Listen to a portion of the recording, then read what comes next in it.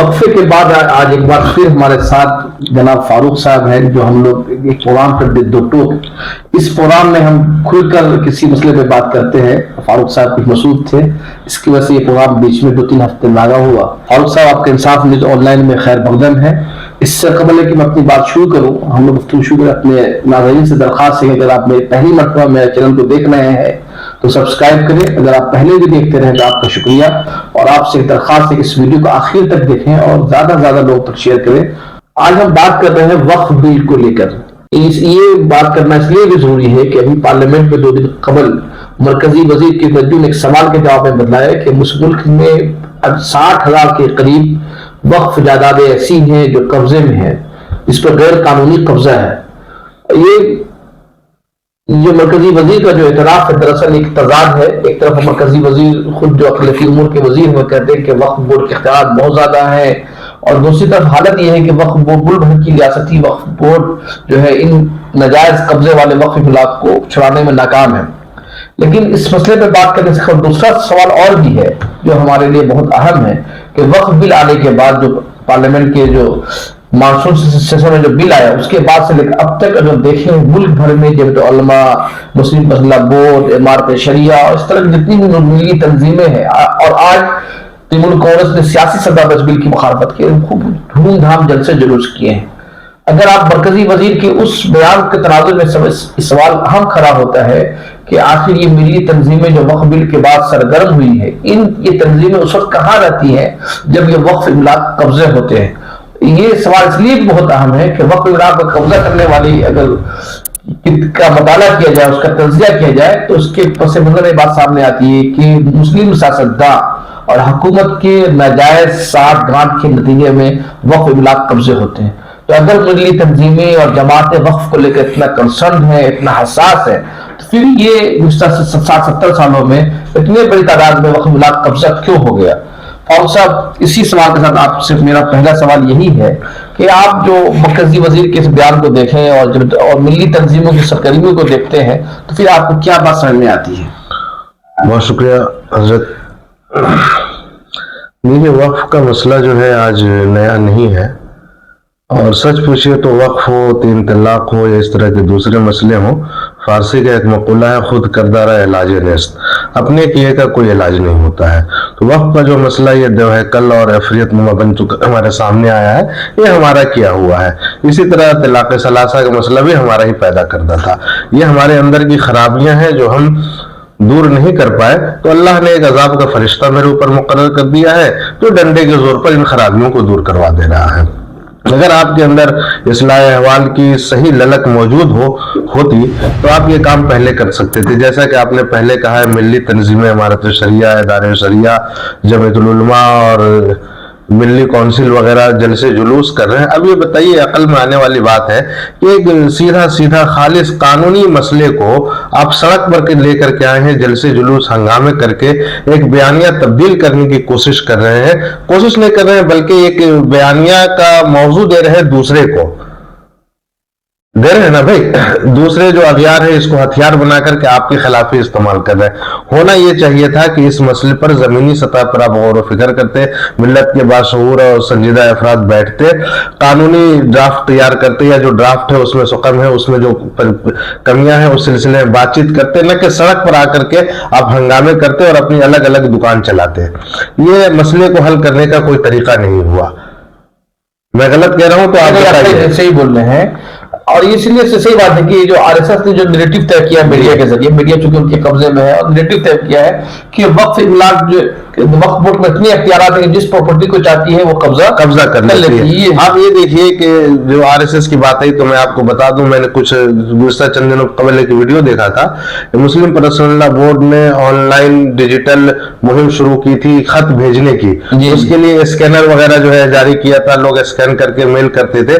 वो scanner video में दिखाया गया कि एक मुसलमान बच्चा बारिश में भीगता हुआ जेब से निकाल के घर घर जाकर के वो तकसीम कर रहा है। ये आरएसएस वालों ने वीडियो बनाया था, और इस वीडियो की बुनियाद पर अपने लोगों से अपील कर रहे थे कि मुसलमान अपने इतने जालिम है कि अपने 10 साल के मासूम बच्चों को भी बारिश में सड़क पर निकाल दे रहे हैं अपनी जमीन बचाने के लिए। तुम लोग कहां खोए हुए हो। उसका ये असर पड़ा कि आपने अगर 5 लाख खतूत भेजे तो वो 55 लाख खतूत भेज चुके हैं।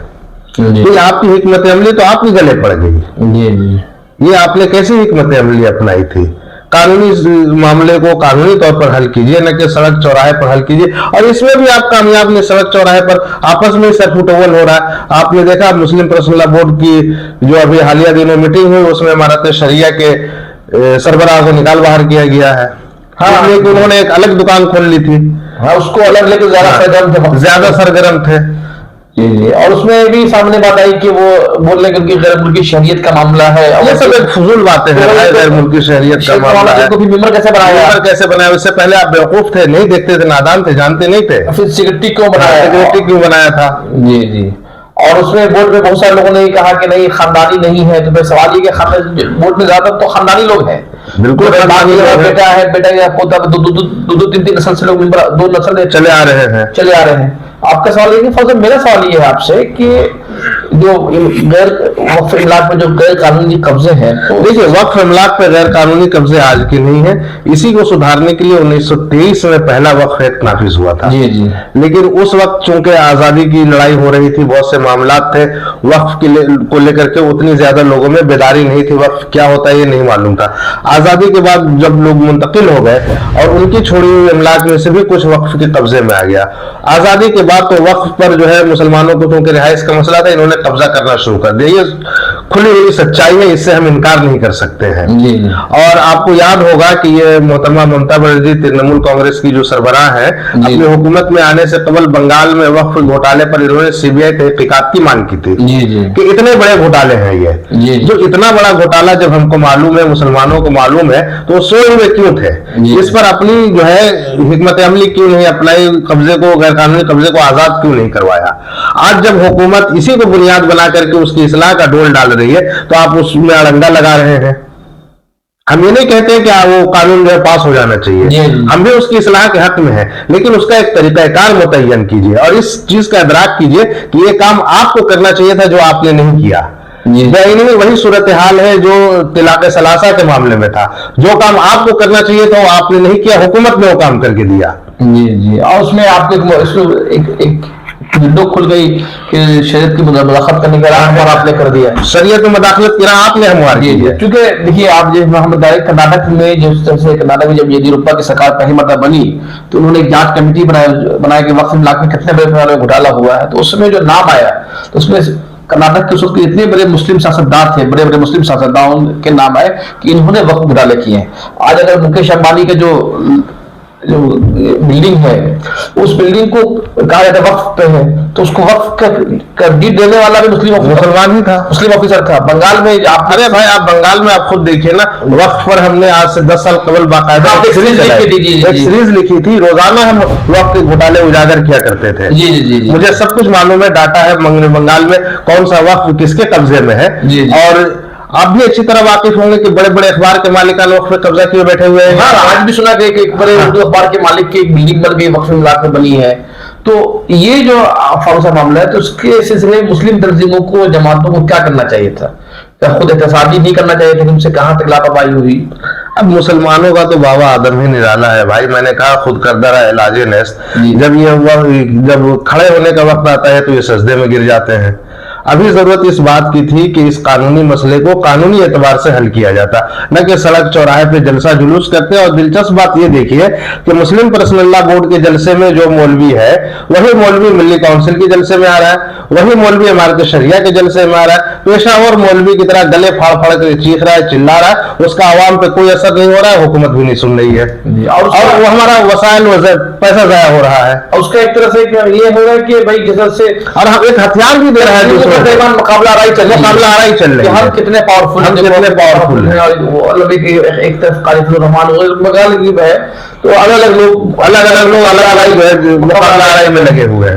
मेरे ख्याल से इस मामले पर बाकायदा एक कमेटी बननी चाहिए।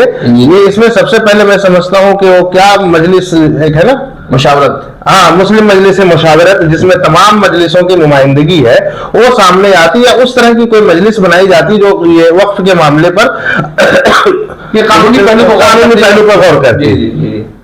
असल बात मुझे जो लगता है कि मुस्लिम पर्सनल लॉ बोर्ड का जो अप्रोच है तो उनका जो अप्रोच था कि शुरुआती दिनों में अप्रोच यही था कि हम जो है कानूनी तौर पे इसके लिए आमा हमार करेंगे, और फिर उसके बाद उन्होंने मिलना सियासी जमातों के लीडरों से मुलाकात भी की, लेकिन बाद में जाकर मुझे लगता है कि हर इलाकाई लोग जो है अब आप ये देखिए, जो राय आमा हमवार करने की बात आप कर रहे हैं, तो आपको तो 80-20 के तनासुब में तकसीम कर दिया गया है। जी जी जी। राय आमा आप लाख हमवार कर ले, आप 20 का 20 आपके प्रणय में आ जाए, 80 आपके मुखालिफ हो, तो राय आमा का तो कोई मतलब ही नहीं रहा है। जी जी। आपकी तो ये मश्क वैसे ही जाया हो रही है। हम राय आमा से जो मेरी बात ले रहा हूँ मैं, कि 80% जो आबादी है, उस आबादी की जो सिविल सोसाइटी तंजीमें हैं, उनसे आप मुलाकात करते हैं, उनके सामने हकायत रखते हैं कि भाई ये सूरत हाल है, अगर ये सूरत हाल, अगर ये बिल पास होता है तो हम इस तरह से हमारे मुसलमानों को नुकसान पहुंच सकता है। एक तो सियासी कोशिशें तो ठीक है कर रहे थे, लेकिन सोशल सतह पे समझो राय आमा हमारा मीडिया ऑर्गेनाइजेशन है, तंजीमें हैं, जमातें हैं, खुद आरएसएस के लोगों से मिलना चाहिए था, तो उस तरह की कोई कोशिश नहीं हुई, नजर नहीं है। ये शुरू दिन से ये रवैया रहा है भाई हमारा। पहले हमने बाबरी मस्जिद के मामले में भी यही रवैया था। जी जी, और उसको बोल रहे हैं कि हमारी मौत और हयात का सवाल है, मौत हयात का सवाल है। तिलाक सलासा के मामले में भी यही कहा आपने कि मौत हयात का सवाल है, तो आपकी तो मौत हो चुकी है। हाँ सही बात है, आपकी बात सही बात है कि हम लोग दरअसल हम सब लोग जो है इकबाल की जज्बाती शायरी को देख रहे हैं, और क्या नाम है नसीम हिजाजी के जो काबिल का जो किरदार है, उसी नसीम हिजाजी के नाम के किरदारों में ही गुम है, वही हमारी जिंदगी का बसात हो गई है। हम ये नहीं देख रहे हैं कि हमको इकबाल ने क्या कहा है, अक्ल की हुक्मरानी की बात की है, अक्ल का शऊर का जो है पहले हम इदराक करें, उसको सामने लाएं, उसकी रास्ते पे चले, अपना तरीकाकार ठीक करें, जमाने की नब्ज को देखें, इसकी रफ्तार को देखें कि जमाने की का तकाजा क्या है, हमें किस तरह काम करना चाहिए, न कि हमको बीच चौराहे पे जलसा करके और एक भीड़ इकट्ठी करनी है, वहां नारा तकबीर लगाना है। खुद को हम आहंग करें वक्त की जरूरत के तहत। इसमें सिर्फ जज्बाती और इश्ताल अंगेज गुफ्तगू जो मौलवी कर रहे हैं आज के जलसों में भी, आपने कल ही देखा जुमे की नमाज के बाद मुख्तलिफ जगहों पे जलसे हुए हैं। मैं खुद एक जलसे में जुमे की नमाज के बाद इमाम साहब ऐलान कर रहे थे कि सामने एहतजाजी जलसा, अब जाइए। नमाज के बाद निकला तो मैंने देखा कि मुसलमान उसी तरह एहतजाजी जलसा करें जैसा तलाक सलासा के मामले में किया था और नाकाम हुए थे। तो भाई हिकमत अमली तो बदलिएगा आप अपनी। कहा जाता है कि मोमिन एक सुराख से 2 बार नहीं डसा जाता है, आप तो ये तीसरी बार डसे जाने वाले हैं। बाबरी मस्जिद आपके हाथ से छीन गई, तलाक सलासा का मामला आपके खिलाफ गया, अब ये वक्फ कानून का मामला है, इसमें आप दूसरी हिकमत अमली अपनाते। जी जी जी जी। और ये मतलब आपने तो सहारा के जमाने में, जब अली सहारा से वाबस्ता है, सहारा के जमाने में आप जो एक्सीज लिखा था 2009-10 की सालों में, वो 2010 से लेकर 2024 चल रहा है, 14-15 साल का वक्फा। इन वक्फ सालों में आप क्या बंगाल में जो वक्फ इमलाक पे जो कब्जे है उसमें कोई तब्दीली आई कि नहीं आई है, या फिर मजीद कब्जे हो गए? भाई कब्जे तो मजीद बढ़ गए हैं, कब्जे बढ़ गए हैं। दिलचस्प बात यह है कि आज से 15 साल कबल वक्फ मगरबी बंगाल के वक्फ बोर्ड में जो कमेटी थी, उसमें आज भी वही लोग हैं जो 15 साल कबल बदउनवानी के मुलजमीन थे, आज भी वही बदउनवानी के मुलजमीन उस कमेटी में कायम है और हुकूमत की सरपरस्ती में है। मुझे तो एक फर्क और आया है, क्योंकि 2014-15 में कुछ तंजीमें जमातें हसास होती थी, आया दिन एहतियात मुजाहरा। ये सिर्फ वक्फ के मामले में ही नहीं है, मगरबी बंगाल की सूरत हाल ये है कि आज से 2011 से कबल तक हमारी एक आवाज हुआ करती थी। हम हर मामले में अपनी एक इनफरादी आवाज रखते थे समाज के सामने, मुआशरे के सामने, और हमारी आवाज सुनी भी जाती थी। आज हमारी आवाज जो है खत्म हो गई है, या यूं कहिए कि हमारी आवाज हम दूसरी आवाज में जम कर चुके हैं। कल भी जो एहतजाजी जलसा वो हमारी आवाज नहीं थी, वो पार्टी की हिदायत पर मुसलमानों ने की थी। अच्छा, मेरा सवाल ये है, आज तृणमूल कांग्रेस की अक़लियती मोर्चे ने वक्फ बिल पे एहतजाजी जलसा किया है, और असेंबली में भी तृणमूल कांग्रेस एक बिल लाने की कोशिश कर रही है। बिल होगा या फिर तजवीज होगी, मतलब वाज़ेह नहीं है, लेकिन एक कुछ ला रही है जिसको कहा जा रहा है कि वक्फ बिल के खिलाफ एक तजवीज ला रही है, बिल ला रही है। और मेरा पहला सवाल एक कानूनी है कि इस बिल की हैसियत क्या होगी? क्या असेंबली को हक हासिल है कि मरकजी बिल के खिलाफ कोई तजवीज या कानून पास करे? दूसरा यह है कि तृणमूल कांग्रेस इस तरह के अक़दाम से क्या हासिल करना चाहती है? ये आप मेरी जुबान आप क्यों खुलवा रहे हैं? आप हकीकत हाल से वाकिफ हैं। मुसलमान जो आज जो है रुकू की हालत में है, ममता बनर्जी के सामने कल सजदा करेंगे इसी बुनियाद पर। हालांकि इसका सियासी फायदा, बिल्कुल सियासी फायदा है, इसका इखलास, खुलूस और बेलूसी कहीं इस मामले में नजर नहीं आती। अगर ये मामला होता तो रोज़े अव्वल से ही वो सामने आती। हाँ, पहले दिन से ही सामने आती। अब जबकि उन्होंने देखा है कि इस बिल में पेचीदगी पैदा हो रही है, इसकी कमेटी की मुद्दत कार में तौसी कर दी गई है, ये मामला जो है अगले आने वाले असेंबली इलेक्शन जो आइंदा साल ही है ना 2025 के आखिर में, जी, तो उसके लिए मुसलमानों में एक दबाव बनाने की जरूरत है। हम तुम्हारे साथ खड़े हैं, हालांकि जमीन पर हमने तुम्हारा कोई काम नहीं किया, लेकिन देखो वक्फ के मामले में हम ये काम कर रहे हैं, तो तुम हमारे साथ रहो, हमें सजदा करते रहो। मतलब कानूनी तौर पे इस बिल का कोई मतलब कानूनी तौर पे असेंबली में आप लाख बिल पास कर लिए, तजवीज ले आइए, उसका क्या हासिल है? जबकि कोई असर नहीं, एक ड्राफ्ट पर जेपीसी बैठी हुई है, ज्वाइंट पार्लियामेंट्री कमेटी बैठी हुई है और उस पर काम किया जा रहा है, मुख्तलिफ रियासतों में तजवीजें ली जा रही हैं, तो आपकी एक अलहदा तजवीज जो अपनी असेंबली तक ही रखिएगा, उसका क्या हासिल है? आपने आपकी तरफ से जो उस कमेटी मेंबरान है, दिलचस्प बात यह है, इसे मैं दोगलापन कहूं या क्या दोहरापन कहूं, कि आपकी कमेटी के मेंबरान में कमेटी की मीटिंग में हाजिरी का तनासुब आप देख लीजिए। मैं किसी मेंबर का नाम नहीं लूंगा, जी, यानी अगर 10 मीटिंगें हुई हैं तो हम या आपकी तृणमूल कांग्रेस की जो मेंबर है उसमें सिर्फ एक मीटिंग में शामिल हुए हैं। जी, तनासुब 50% का तनासुब है, 45-40 मतलब बहुत सारे मुस्लिम एमपी हैं जो 40-60 का तनासुब है भाई, 40-60 का जी तनासुब है। ये 2 मीटिंगों में आप सिर्फ 40 में शामिल हुए, 60 में क्या हुआ वो आपको इल्म ही नहीं है ना, आप इतने लायक फायक है कि 60 की मीटिंगों की रुदाद आप पढ़ बैठ करके देख सके। लेकिन फर्क ये था कि जैसे जब बिल पार्लियामेंट मानसून सेशन में जब आया, उस वक्त तक महाराष्ट्र में, हरियाणा में बीजेपी जीत नहीं सकी थी, तरफ से दबाव का शिकार थी। अब जबकि हरियाणा में भी जीत हासिल कर ली है, महाराष्ट्र में तो क्लीन स्वीप किया है, सबको हरा दिया है, तो क्या अब जो बीजेपी जो एक दबाव का शिकार थी, वो दबाव उन्होंने रिलीज कर लिया है। अब क्या नीतीश कुमार या चंद्रबाबू नायडू जिसके बारे में उम्मीदें वाबस्ता थी कि ये लोग हम रोजा कर सकते हैं बिल रोकने में, लेकिन देखिए अभी पटना में जो अरशद मंडी साहब की जो रैली हुई उसमें नीतीश कुमार भी नहीं गए, चिराग पासवान भी नहीं, कोई नहीं गया। तो क्या अब ये उम्मीद है कि ये जो सियासी जमात जिनसे हमने उम्मीद लगा रखा है कि ये रोक पाएंगे, तो क्या रोक पाएंगे ये बिल? ये हमारी मासूमियत सादा लोही है, हम क्या कहें। जी, सियासी जमातों से हम उम्मीद लगा रखे हैं, हम हमेशा देखते हैं कि उनका क्या रवैया रहा है, नीतीश कुमार जी का क्या रवैया रहा है मुसलमानों के साथ। जी, चंद्रबाबू नायडू पहले भी जो है पलटूरा में है, पोटा की हिमायत की थी उन्होंने। जी, तो अब क्यों आप उम्मीद लगा रखे हैं भाई? आप अपनी सियासी वजन तो खैर अब होने का सवाल ही नहीं होता है, कुछ हिकमत अमली अपनाइए, कानूनी महाज पे आप लड़ाई लड़िए, जल से जुलूस से बाहर निकलिए, एहतजाज की सियासत खत्म कीजिए। आपका बहुत बहुत शुक्रिया। फारूक साहब ने वक्फ इमलाक पर और कानूनी पेचीदगी पर बहुत खुलकर बातचीत की है, और ये बात जो खुलकर सामने यही आ रही है कि हमें वक्फ इमलाक पे इस कानून, इस बिल के खिलाफ एक शर्त पर एहतजाज, अलामती एहतजाज तो जरूरी है, लेकिन एहतजाज को ही मकसद बना लेना किसी इसका कोई हासिल नहीं, कुछ हासिल नहीं। बिल्कुल आप अलामती एहतजाज होना चाहिए, लेकिन हमारा मकसूद नजर सिर्फ एहतजाज में ये नहीं होना।